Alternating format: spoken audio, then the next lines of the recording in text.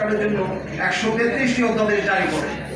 এরপর এর মধ্যে সুপ্রিম কোর্ট বিচারক নিয়োগের জন্য সুপ্রিম কোর্টের বিচারক নিয়োগ অধ্যাদেশ ও স্বতন্ত্র সচিবালয় প্রতিষ্ঠার জন্য সুপ্রিম কোর্ট সচিবালয় অধ্যাদেশ এবং সুপ্রিম কোর্ট সচিবালয় অধ্যাদেশ সংশোধন অধ্যাদেশ, দুর্নীতি দমন কমিশন অধ্যাদেশ, গুম প্রতিরোধ ও প্রতিকার অধ্যাদেশ, জাতীয় মানবাধিকার কমিশন অধ্যাদেশ সহ 16টি অত্যন্ত গুরুত্বপূর্ণ অধ্যাদেশ সংসদে বিল আকারে উত্থাপন না করার ফলে তা বাতিল হয়ে যায়।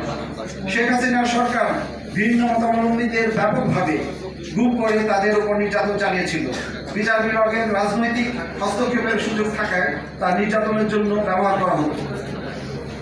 আজ্ঞাবহ মানবাধিকার কমিশন সহ মানবাধিকার লঙ্ঘনের বিরুদ্ধে যে কোনো